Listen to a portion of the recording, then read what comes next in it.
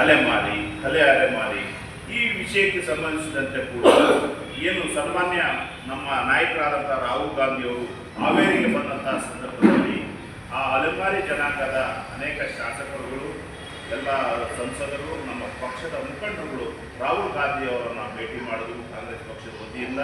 ಯಾಕಂತ ಹೇಳಿದ್ರೆ ಈ ರಾಜ್ಯದಲ್ಲಿ ಅಲೆಮಾರಿಗಳು, ಅಲೆಮಾರಿಗಳು ಅನೇಕ ಏನು ಕಂದಾಯ ಗ್ರಾಮಗಳಿಂದ ವಂಚಿತರಾಗಿದ್ದು, ಅವರು ಜೀವನ ಕಷ್ಟವಾಗಿತ್ತು.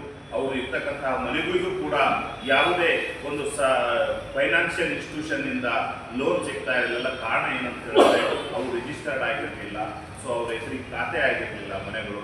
ಆದರೆ ಅನುಭವಿಸ್ಕೊಂಡು ಯಾವಾಗಲೂ ಕೂಡ ಬಂದಿರ್ತಾರೆ ರೆವಿನ್ಯೂ ಗ್ರಾಮಗಳಿದ್ದೆ ಈ ಒಂದು ಕಷ್ಟಗಳನ್ನು ಅನುಭವಿಸ್ತಾ ಇದ್ದಾರೆ.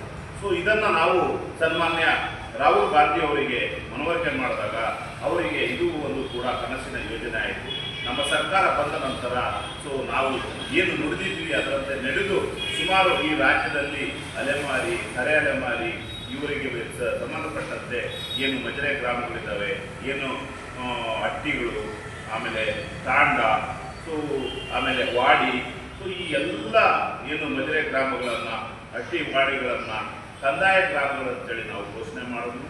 ಅದೆಲ್ಲವೂ ಕೂಡ ನಾವು ಸೆಷನ್ನಲ್ಲೂ ಕೂಡ ಅನೌನ್ಸ್ ಮಾಡಿದ್ವು. ಕಾಯ್ದೆ ಆಯಿತು, ಸೈನ್ ಆಯಿತು. ಅದರ ನಂತರ ಅನುಷ್ಠಾನ ಕೂಡ ಆಗಿ ಇವತ್ತು ನಾವು ಸುಮಾರು ನಾಳಿನ ಒಂದು 20ನೇ ತಾರೀಕು ಇಡೀ ರಾಜ್ಯದಲ್ಲಿ 1,01,001 ಏನು ಹಕ್ಕುಪತ್ರಗಳನ್ನು ಅದರ ನೆನಪಿಗಾಗಿ ನಾವು ಹೊಸಪೇಟೆಯಲ್ಲಿ ಬೃಹತ್ ಕಾರ್ಯಕ್ರಮವನ್ನು ಈ ರಾಜ್ಯದ ಜನರ ಮುಂದೆ ಸಾಕ್ಷಿಯಾಗಿ ನಾವು ಅನೇಕ ನಾಯಕರ ಒಂದು ಏನು ಅವರ ಒಂದು ಮುಖೇನ ನಾಳೆ ಹಕ್ಕುಪತ್ರವನ್ನು ವಿತರಣೆ ಮಾಡಲಿದ್ದೇವೆ.